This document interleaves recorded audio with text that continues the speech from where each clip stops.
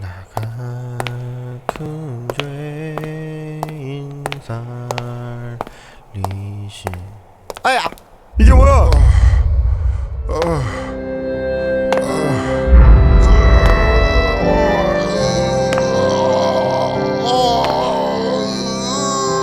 좁은 문으로 들어왔습니까? 좁은 문으로 들어온 사람은 좁은 길 걸어가야 합니다. 그러나 들어와 놓고는 겁이 나서 걸어가기를 싫어해요. 그리고는 넓은 길을 기웃기웃거리면서 그래서 적당히 교회만 드나드는 분들이 계세요.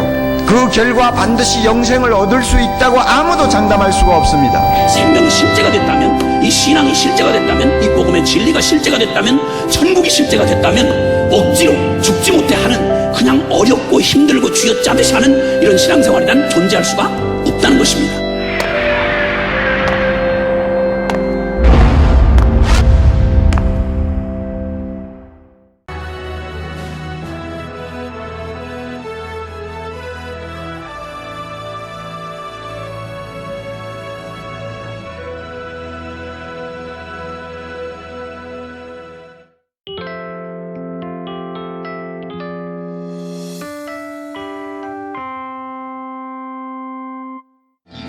함께 고백합시다.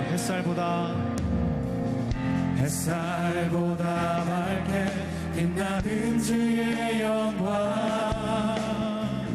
모든 어려움 물리치네. 누구도 주 앞에 다가설 수 없네. 주의 거룩한 보좌 앞에 오직 주의 보혈, 주의 긍휼을 의지하여 나가리. 왕 되신 주 앞에 나 경배합니다. 주님만 찬양받기 합당하시니 그 존귀와 영광 홀로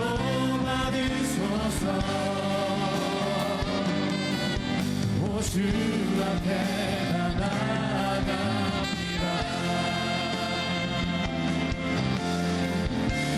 아멘. 우리에게 영광으로 함께 하시는 우리의 왕 되신 그 주님의 이름을 높여드리기 원합니다. 다시 한번 고백합니다.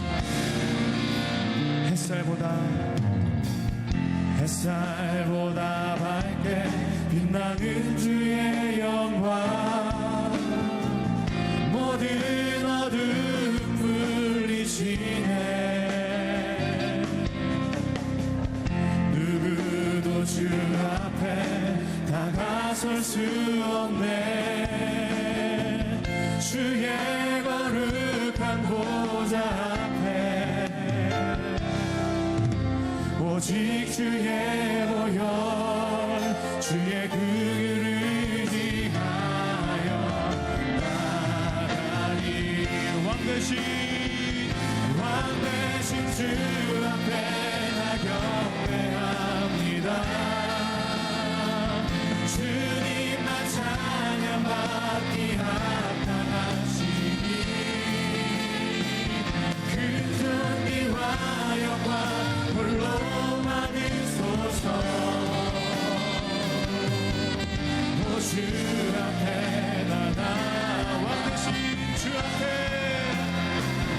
왕 되신 주 앞에 나 경배합니다. 주님만 찬양받기 합당하시니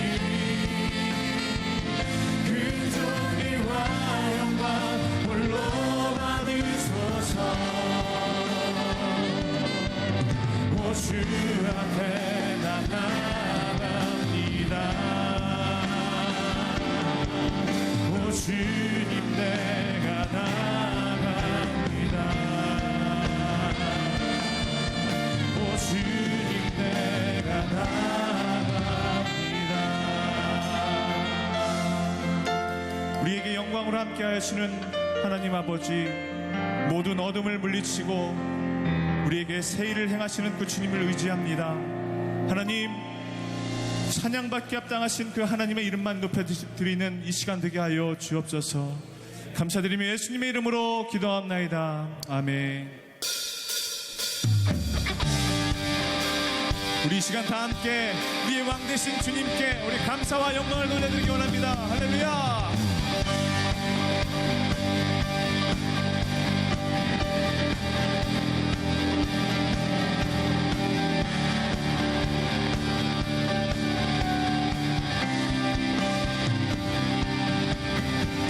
왕 되신 주께 감사하세.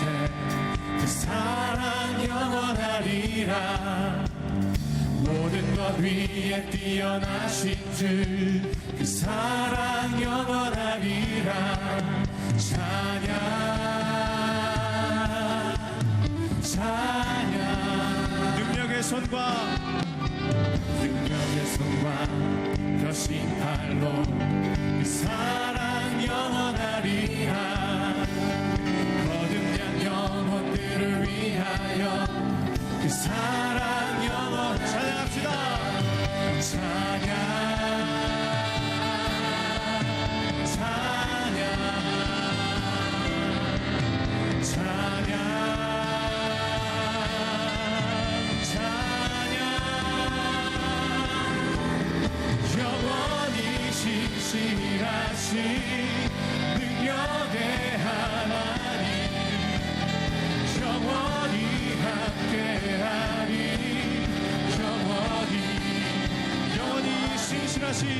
영원히 신실하신 능력의 하나님 영원히 함께하리. 영원히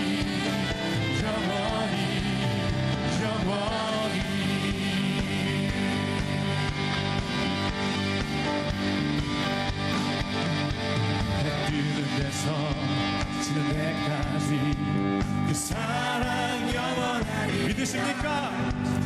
주 은혜로 우리 걸어가리. 그 사랑 영원하리라. 찬양 찬양 찬양 찬양. 영원히 신실하신 능력의 하나님 영원히 함께하니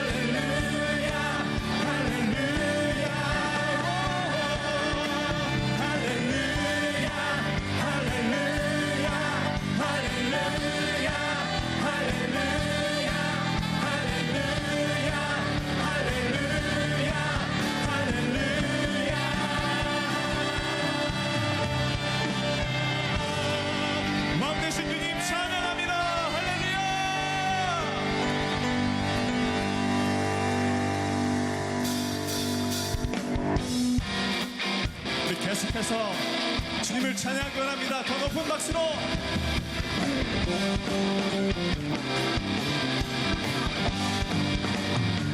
찬양하세, 찬양하세, 함께 소리 높여 찬양 드리세. 찬양하세, 찬양하세, 함께 소리 높여 찬양 드리세. 찬양과 기대 합당하신 주, 언제나 동일하신 주님, 언제나 동일하신 주, 늙고서 주 이름 외치세. 예수 나의 왕, 예수 나의 왕, 예수 나의 왕. 다시 한번 찬양하세, 찬양하세, 찬양하세, 함께 소리 높여 찬양 드리세. 찬양하세, 찬양하세, 찬양하세, 찬양하세, 함께 소리 높여 찬양 드리세. 찬양받기에, 찬양받기에 합당하신 주님, 언제나 동일하신 주, 무릎 꿇고서 주 이름 외치세. 예수 나의 왕, 예수 나의 왕, 예수. 저도 고백할까요? 다시 한번 찬양하세, 찬양하세, 찬양하세, 찬양하세, 찬양하세, 함께 소리 높여 찬양 드리세. 찬양하세, 찬양하세, 찬양하세, 찬양하세, 함께 소리 높여 찬양 드리세. 찬양받기에 합당하신 주님, 언제나 동일하신 주, 무릎 꿇고서 주 이름 외치세. 예수 나의 왕, 예수 나의 왕, 예수 나의. 찬양받기 합당하신 주님 찬양합니다. 찬양받기에 합당하신 주님, 언제나 동일하신 주, 무릎 꿇고서 주 이름 외. 예수 나의 왕, 예수 나의 왕, 예수 나의 왕, 예수 나의 왕.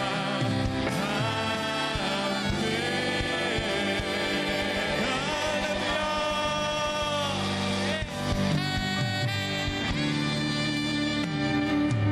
우리 보좌 앞에 모였네, 함께 주를 찬양하며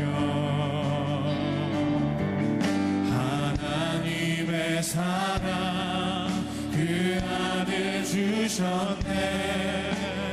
그의 피로 우린 구원받았네. 십자가에서 쏟으신 그 사랑 강같이 온 땅에 흘러 각 나라와 족속 백성 방언에서 구원받고 주 경배드리네.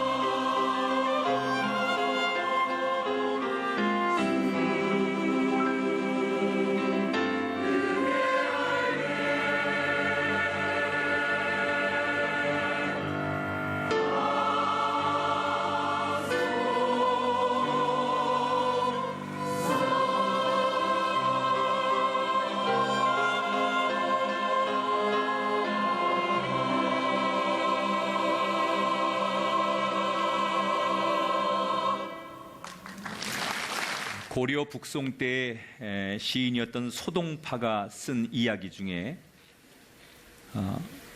구반문촉이라고 하는 말이 있습니다.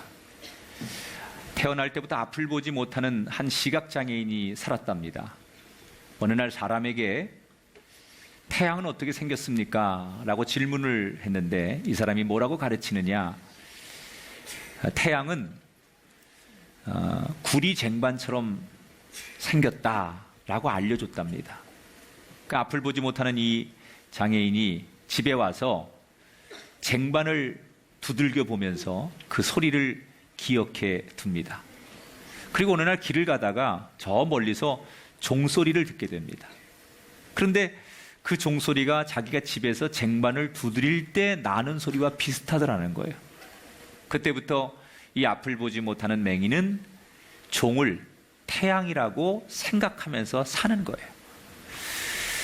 어느 날 어떤 사람이 또 태양은 촛불처럼 빛을 내는 게 태양이라고 가르쳐 주더래요. 그래서 초를 만져가면서 그 생김새를 기억해 뒀습니다. 그런데 어느 날 우연히 이 맹인이 피리를 만져보게 되었는데 이게 초하고 생김새가 비슷한 거예요. 그래서 이때부터 이 사람은 피리를 태양이라고 생각하며 살았다는 거예요. 사실 이 맹인이 눈이 어두워서 진짜로 태양이 어떻게 생겼는지 몰랐지요.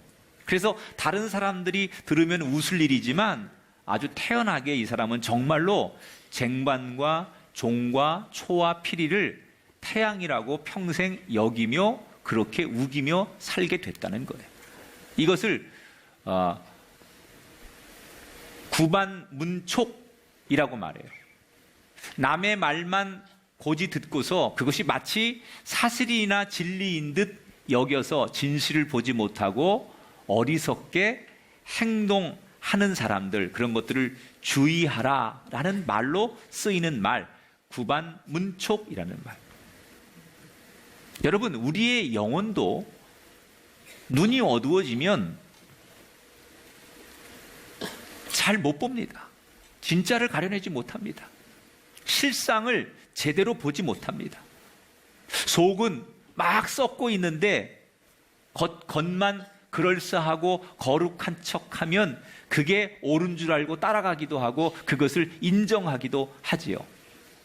오늘 예수님께서 제자들에게 설교를 하신 내용이 본문 말씀이에요. 예수님이 이제 예루살렘을 향해서 한 걸음 한 걸음 걸어가실 때 예수님이 가시는 곳에는 그야말로 이제 절정을 이룹니다. 사람들이 얼마나 많이 모이는지 오늘 1절에 보니까 전반부에 무리 수만 명이 서로 밟힐 만큼 예수님 곁에 모여들었다 그랬어요. 여러분, 지금부터 2000년 전에 지금하고 비교할 수 없는 그 문명, 교통 발달 이런 걸 다 고려하면 그저 예수님 말씀을 들으려고 수만 명이 모였다는 것은요, 글쎄요, 제 생각에는 수백만 명이 지금 모이는 거와 견줄 만큼 엄청난 사건이죠. 무슨 도로가 있었겠습니까? 차가 있었겠습니까? 아무것도 없는데 예수님 말씀을 들으려고 수만 명의 사람들이 그냥 막 몰리는 거예요. 근데 서로 밟힐 만큼 많이 모였다. 그러니까 대단히 어수선하고 질서 없이 사람들이 그냥 예수님 말씀을 들으려고 막 몰려드는 거예요. 그때 예수님을 따라다니는 제자들이 제일 신났어요. 내가 모시는 예수님이 이렇게 대단한 분이구나. 이 예수님을 보려고 이렇게 많은 군중들이 가는 곳마다 몰려드니까 그 예수님의 제자가 된 것이 그저 정말 긍지가 느껴지고 때로는 우쭐하기도 하고 사람들 앞에 내가 예수님의 제자라는 것 때문에 때로는 사람들에게 어떻게 보면 자기의 지위를 이용해서 하지 말아야 될 일도 제자들이 했을 거예요. 그런 걸 너무 잘 알았던 예수님께서 그 제자들을 보시면서 당부하는 거예요. 너희들 저렇게 사람들이 많이 모여서 우리가 대단하다라고 착각하지 말고 내가 지금부터 너에게 하는 얘기를 잘 들어라. 특별히 3가지를 너희들이 조심해야 된다. 그 첫 번째가 뭐냐? 바리새인들의 외식, 누룩, 이걸 조심해라. 1절 후반부에 보니까 예수께서 먼저 제자들에게 말씀하실 때 첫 번째로 조심할 게 바리새인들의 누룩, 다른 말로 외식을 주의해라, 이렇게 말씀하셨어요. 자, 여러분, 누룩이 뭡니까? 누룩은 빵이나 음식을 부풀리는 데 쓰이는 재료예요. 조금만 넣어도 그것을 발효하게 만들어서 크게 부풀리게 만드는 게 누룩이에요. 그러니까 여기서는 원래 음식인데 이것을 예수님께서 아주 부정적인 의미로 그 누룩을 조심해라, 특히 그 바리새인들의 막 부풀려지는 것을 조심해라 라고 말했어요. 왜 바리새인들의 그 누룩이라는 말을 예수님이 하셨느냐? 지난 시간에 말씀드린 대로 바리새파라고 하는 것은, 이 바리새인들은 어떤 사람들이냐면 하나님을 믿는 사람이긴 해요. 그렇지만 바리새파라고 하는 것은 지금으로 말하면 감리교, 장로교, 뭐 침례교처럼 그 당시에도 하나님을 믿지만 자기들만의 그룹이 있었어요. 교단처럼 가장 크고 영향력이 많은, 그리고 유명한 사람들이 많이 모이는 집단이 바리새파예요. 그러니까 이 사람들을 많은 사람들은 보고 배우는 거예요. 이 바리새인들이 어떻게 하느냐에 따라서 그게 바로미터가 되고, 아, 저렇게 신앙생활 하는 거구나. 그리고 사람들이 이 바리새인들의 영향을 많이 받았다는 거예요. 근데 이 바리새인들은 어떻게 신앙생활을 하느냐? 굉장히 위선적이고 가식적인 신앙생활을 하는 사람들이에요. 왜냐하면 이 당시에는 성경이라고 하는 게 신약 성경은 없을 때잖아요, 아직. 그러니까 구약의 성경, 구약 말씀만, 이 사람들이 성경 봅시다 그러면 구약 말씀만 보는 거예요. 근데 그 구약의 성경이 뭐냐면 전부 율법이거든요.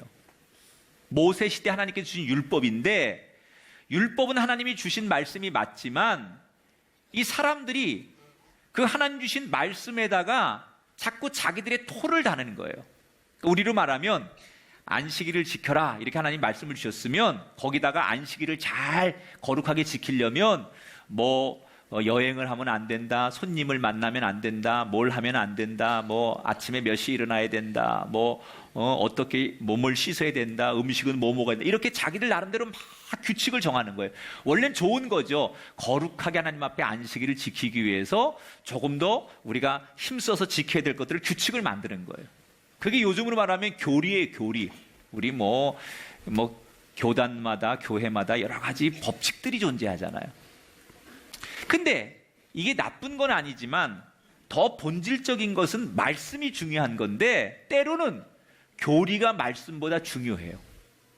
그래서 이 바리새인들이 하나님이 주신 말씀보다는 자기들끼리 정한 규칙을 얼마나 잘 지키느냐. 예를 들면 내가 일주일에 금식을 며칠 했느냐, 또는 기도를 몇 시간 했느냐, 헌금을 얼마나 드렸느냐, 이런 액수나 이런 숫자를 가지고 사람들 앞에 당신은 이만큼 했어, 훌륭한 신앙인이야, 아주 잘했어, 이렇게 평가를 받는 거예요.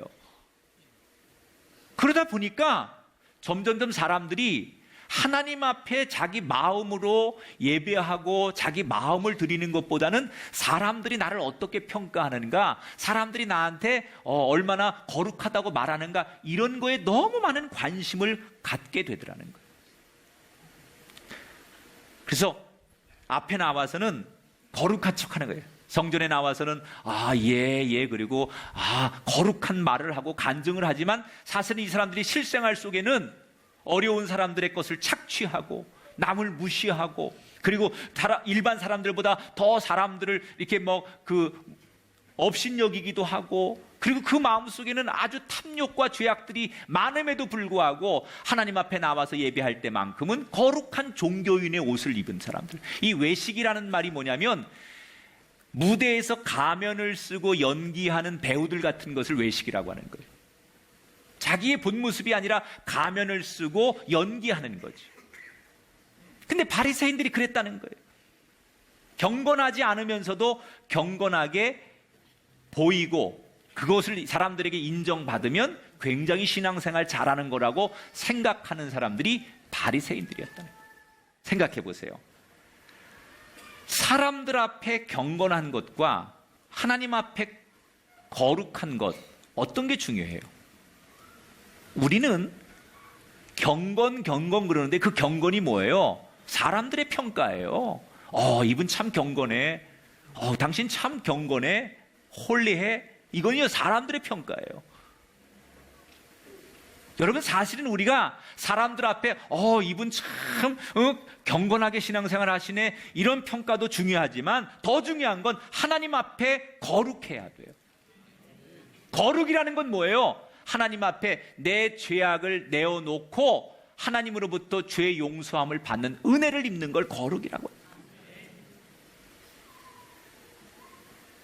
인간이 죄를 짓는 이유가 뭡니까, 여러분? 왜 죄를 짓까요, 사람은? 사람이 죄를 짓는 이유는 하나입니다. 마귀의 꼬임에 넘어가는 거예요, 우리가. 마귀는 우리에게 죄라고 하는 심각성을 별로 부여하지 않아요. 죄를 심각하게 생각하지 않도록 우리를 꼬이죠. 야, 남들도 다 그렇게 살아. 야, 너는 그래도 신앙생활도 잘하고 남들에 비하면 너는 교회에서 봉사도 하잖아. 그런데 이 정도는 무슨 죄라고 생각해? 별거 아니야. 그리고 그 죄의 심각성을 느끼지 못하게 우리를 꼬시죠. 그래서 일단 우리가 덥석 그 죄의 꼬임에 넘어가서 아무것도 아니라고 생각하고 그냥 죄를 짓게 되면 아무것도 아닌 게 아니에요. 한번 죄를 지으면 그때부터는 죄의 종이 되는 거예요. 마귀의 종이 되는 거예요.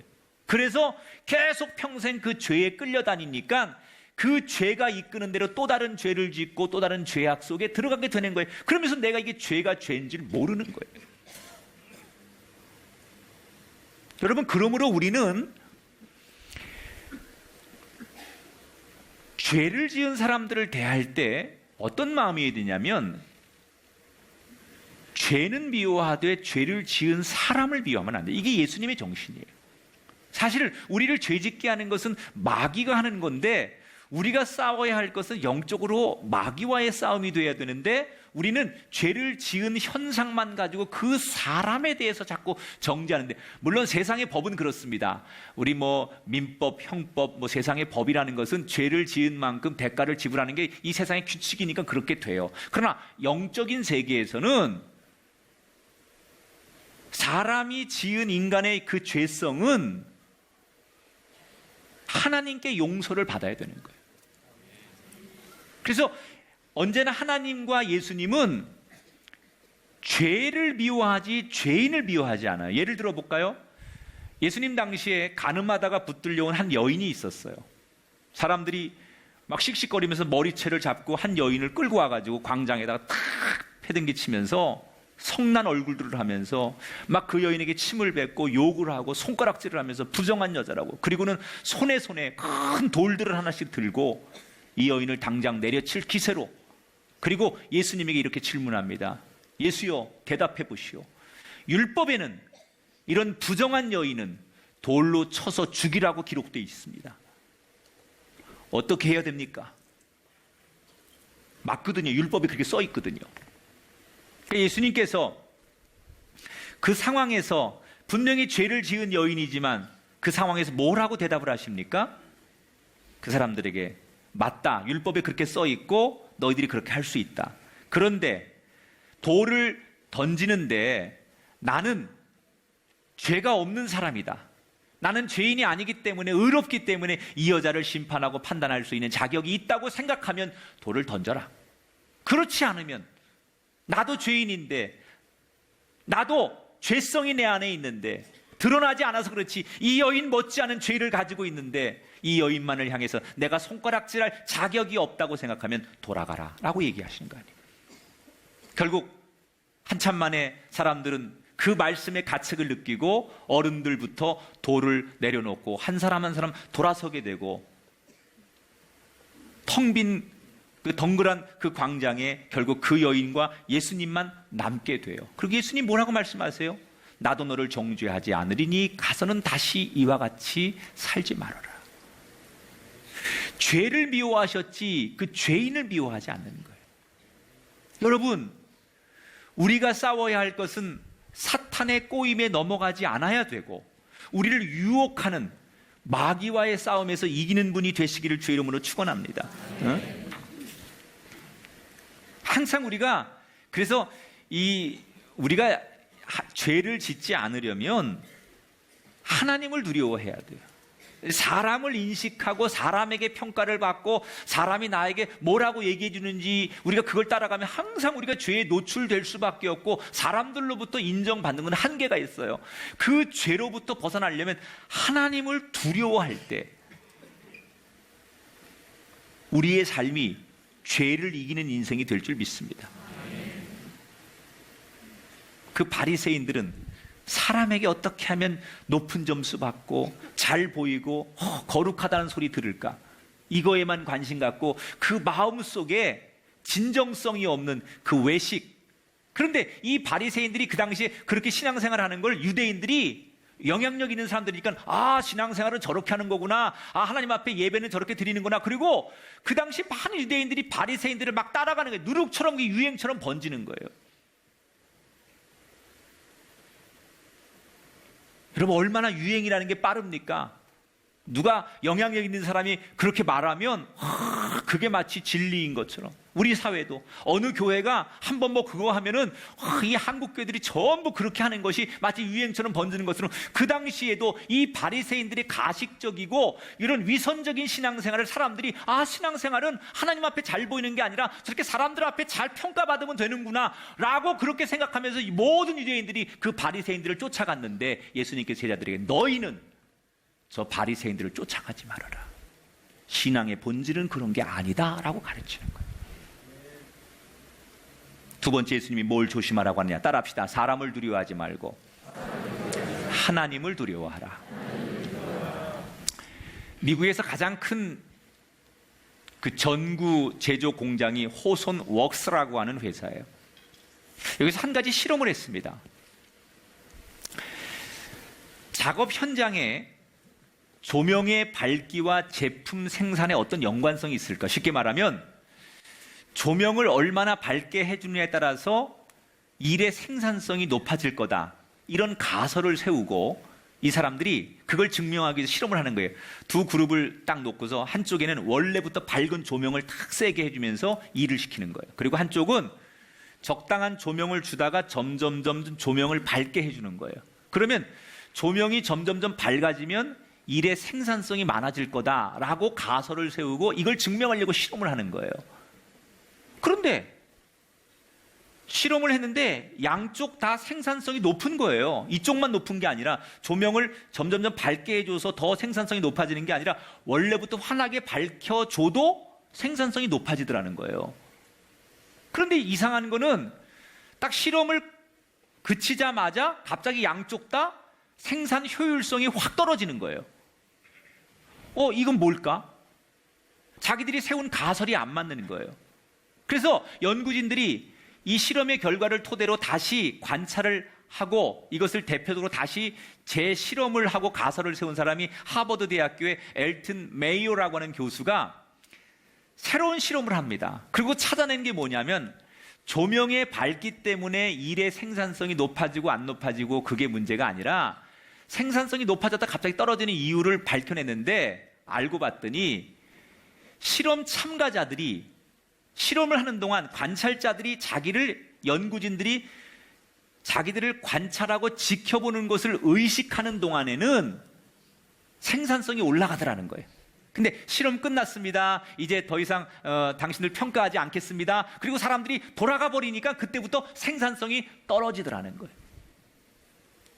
누군가가 나를 지켜보고 평가하고 관찰하고 있으면 그것을 의식하기 때문에 열심히 일을 하고, 더 이상 평가를 받지 않고 누군가 나를 쳐다보고 있다고 생각하지 않으면 사람들이 느슨해져서 효율성이 떨어진다라는 것을 발견해낸 거죠. 그래서 이것을 호손 효과, 다른 말로 감시자 효과라고 얘기를 해요. 여러분, 사람들은 누가 나를 지켜보느냐 지켜보지 않느냐에 따라서 자신의 많은 행동의 차이가 나타납니다. 그래서 우스갯소리로 어느 학교 교실에 가면 그 푼이 선생님 사진을 딱 위에 걸어놓고 그 밑에 선생님이 지켜보고 있다, 아니면 어느 교실에는 엄마가 보고 있다, 이런 그 푼이 있어요. 이게 효과가 있다는 거예요. 누군가가 나를 지켜보면 그것을 의식하기 때문에 사람들이 그 사람들의 시선을 두려워한다는 거예요. 학생이 선생님을 직장인은 상사의 시선을 두려워하죠. 남들의 평가를 우리는 두려워해요. 근데 그 당시에도 많은 신앙인들이 이 사람들의 평가, 사람들의 시선을 두려워하는 거예요. 그리고 그 평가가 좋게 안 나오면 굉장히 공포감을 느끼는 거예요. 그래서 예수님께서 제자들에게 내 친구요 라고 부르시면서 너희들은 사람의 시선, 사람들의 평가를 너무 무서워하거나 두려워하지 말아라. 너희들이 정말 누군가의 시선을 의식하고 두려워해야 된다면 진짜로 의식해야 될 시선이 있는데 그것은 사람이 아니라 하나님의 시선, 하나님의 바라보심을 두려워해라. 여러분, 저와 여러분에게 주시는 말씀인 줄 믿습니다. 응? 정말 성도가 두려워하고 의식해야 될 시선은 사람이 아니라 하나님을 의식하고 하나님을 두려워해야 돼. 5절에 보니까 예수님이 이렇게 말씀하십니다. 마땅히 두려워할 자를 내가 너희에게 보이리니 곧 죽인 후에 또한 지옥에 던져 넣는 권세 있는 그를 두려워하라. 내가 참으로 너희에게 이르노니 그를 두려워하라. 자, 이게 무슨 얘기냐면 우리가 사람이 사람을 두려워하는 이유는 나보다 더 큰 권력을 가진 사람을 두려워해요. 예를 들어서 언론을 두려워하죠. 또 우리는 나보다 힘이 있는 집단을 두려워해요. 세무사나 경찰 공무원이나 우리를 평가하는 사람들에 대한 두려움이 있어요. 왜? 그들이 나보다 더 큰 권력을 가지고 있습니다. 그래서 내 것을 빼앗길 수도 있고 내가 어떤 그 사람에게 페널티도 당할 수 있고, 그러니까 사람은 나보다 힘 있는 권력자를 두려워하죠, 자꾸.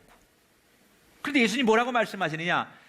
그런 권력을 가진 사람을 두려워하는데 사실 그 권력을 가진 사람이 우리에게 줄 수 있는 최고의 해악이라는 게 뭐예요? 결국 우리를 죽이는 것이요.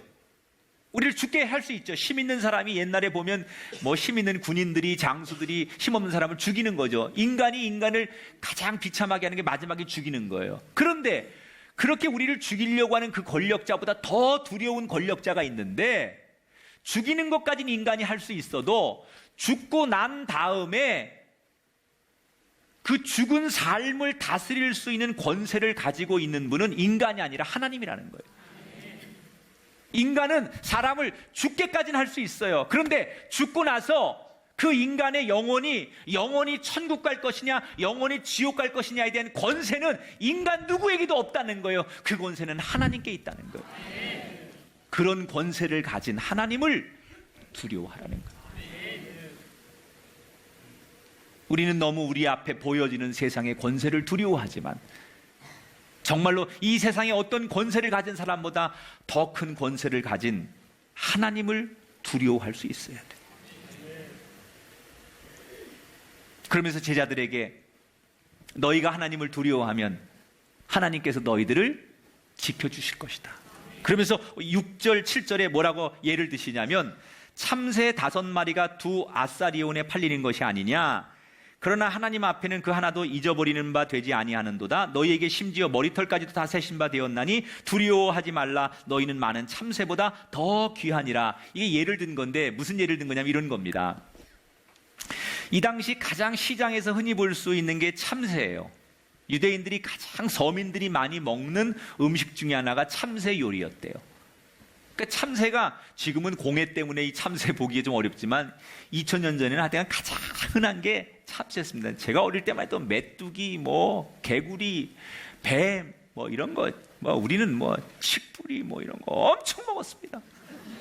그게 다 이게 좋은 피부를 만드는 이유가 됐던 것 같아요. 우린 정말 그러고 살았어요. 불과 몇십 년 전만 해도 그렇게 우리 좋은 세상에 살았는데 지금은 그런 게 없잖아요. 그러니까 2000년 전에는 유대 땅에 참새가 그렇게 많았나 봐요. 그래서 문헌에 보면 서민들이 가장 많이 해먹는, 즐겨 먹는 음식 중에 하나가 참새 요리가 있었대요. 근데 그 참새가 얼마나 싸냐면 아사리온 그랬는데 한 아사리온이 어떤 거냐면 여러분 이게 화폐 단위예요. 데나리온 그래죠. 우리가 한 데나리온, 그 당시 화폐 단위 가운데 한 데나리온이 노동자가 하루 품삯이에요. 그런데 한 아사리온은 한 데나리온의 16분의 1에 해당하는 화폐 단위예요. 나도 여러분들이 너무 어려워하니까 어찌할 바를 모르겠네.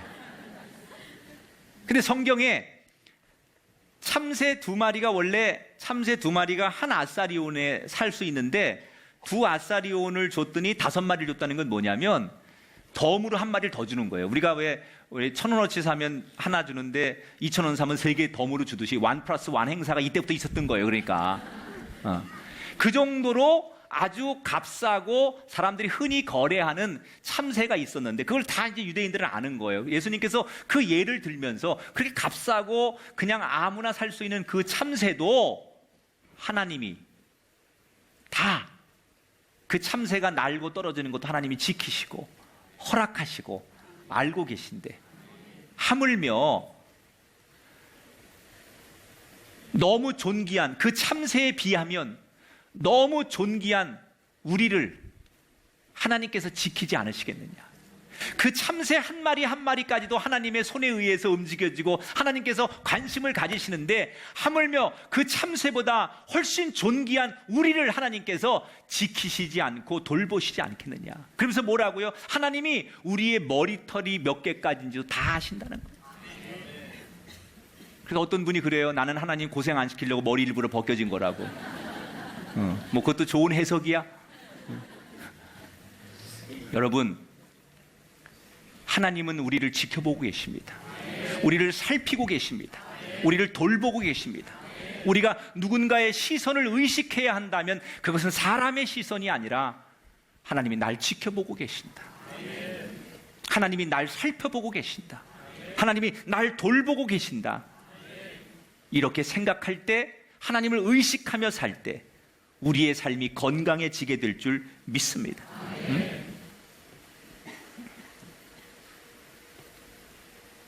하나님이 우리가 무엇 때문에 힘들어하는지,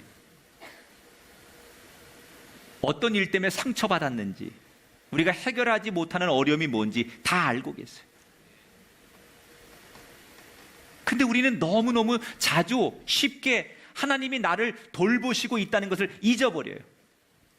하나님이 내 눈에 안 보이니까 나를 살피고 계시고 내 모든 것에 관여하시고 계시다는 것을 자꾸 망각하는 거예요. 잊어버리고 살다 보니 우린 그 하나님의 시선을 의식하지 않고 살면서 자꾸 죄를 짓게 되고 하나님이 원하지 않는 삶을 살게 되더라는 거예요.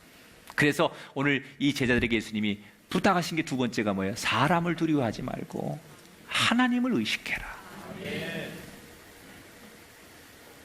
세 번째, 따라합시다. 정체성을 가지고 살아라. 여러분, 정체성이 뭐예요? 내가 누구인지를 밝히는 걸 정체성이라고 해요. 그리스도인은 두 가지의 정체성이 있는 거예요. 하나는 우리는 사실 이중 국적을 가지고 있는 사람이죠. 이 땅에 속한 사람이지만 우리 하나님을 믿는 사람들은 하늘나라의 하나님의 백성이에요. 그런데 내가 사는 땅이 자랑스러우면 나가서 나는 대한민국에서 왔습니다 이렇게 자랑하지요. 근데 요즘 같으면 어디 나가서 내가 대한민국에서 왔다는 얘기 잘 못하실 것 같잖아요. 정말 내가 사는 땅이 자랑스러우면 나는 어디서 왔습니다, 나 안산 삽니다 이렇게 여러분 우리가 자랑할 텐데, 자기 정체성이 없거나 자기 긍지가 없는 사람은 자기 사는 걸 정확하게 못 밝혀요. 지금 예수님께서 제자들에게 너희들 앞으로 내가 십자가 지고 죽으면 많은 박해가 올 것이다. 그러면 그때 너희들이 예수 믿는 것 때문에, 예수 제자라는 것 때문에, 하나님을 믿는 것 때문에 너희들에게 많은 박해가 올 텐데 그때 편하자고 살자고 예수님을 부인하거나 하나님을 모른다고 말하지 말고 하나님을 나의 아버지라고, 나는 예수를 믿는다고 시인해라. 그게 제자된 삶이라는 거예요. 너희들이 어떤 어려움과 환난이 올지라도 나는 하나님의 백성입니다, 나는 하늘나라 사람입니다, 이렇게 시인하는 자기 정체성이 있는 당당한 사람이 되라는 거예요.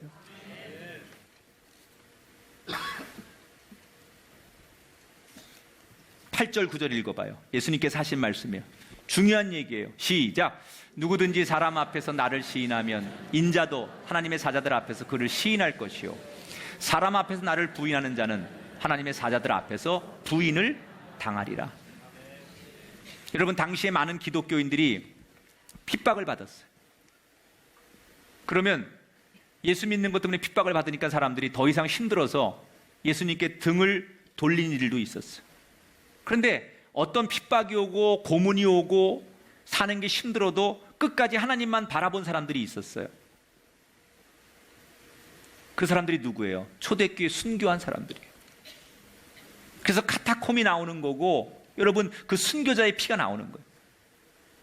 예수 믿는다고 하면 죽음이 오고 사자굴에 던짐을 받고 고난을 만나지만 그래도 나는 부인할 수 없는 거예요. 내 정체성을 부인할 수 없는 거예요.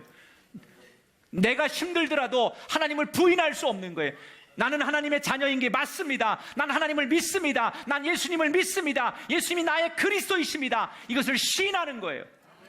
근데 이미 예수님께서 예언을 하신 거예요. 너희들에게 많은 핍박이 올 때 저 바리새인들처럼 사람 의식하는 사람처럼 나 살자고 주님을 부인하는 사람이 되지 말아라.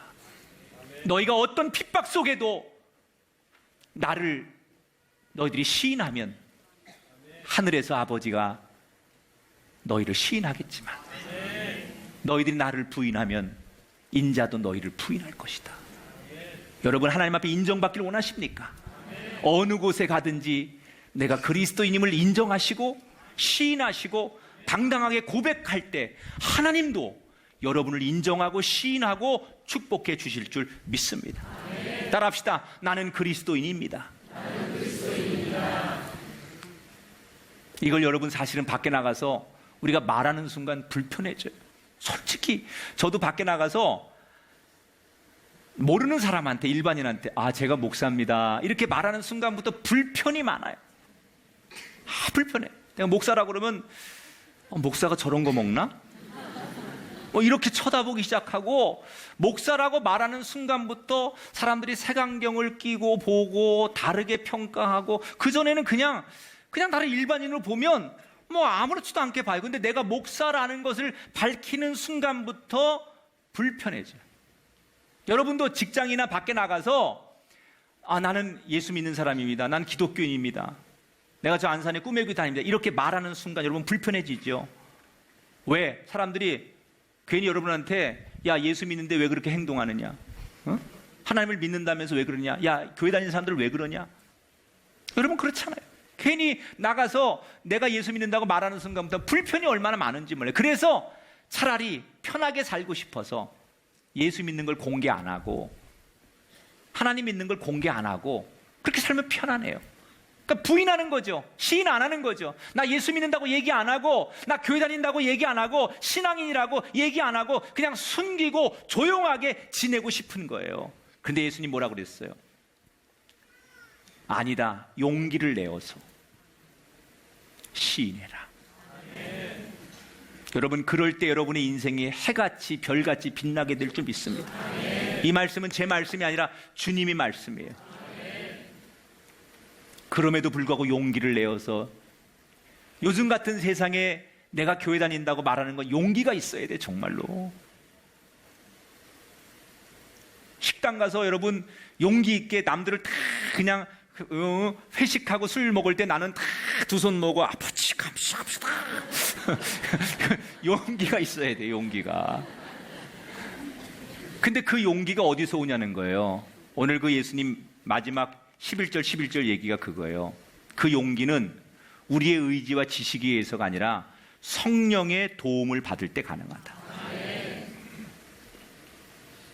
성령님께서 우리와 함께 하실 때, 우리가 때로는 이렇게 험한 꼴 당하느니 내가 예수 부인하고 편안하게 살지 이렇게 내려놓고 싶을 때 성령께서 아니다. 그래서 내 안에 용기도 주시고 도전의식도 주시고 진리를 보게 하셔서 용기 내어 그 어려운 상황에서도 나는 예수 믿는 사람이라고 시인하게 만든다는 거예요. 그러니까 여러분의 의지와 여러분의 노력으로 되는 게 아니라 성령님이 우리 안에 오셔서 우리의 주인이 되시고 성령이 동행할 때 내가 예수님을, 하나님을 시인하게 되는 거예요. 여러분에게 성령의 동행하심이 있게 되기를 축원합니다. 제자들에게 세 가지를 조심해라.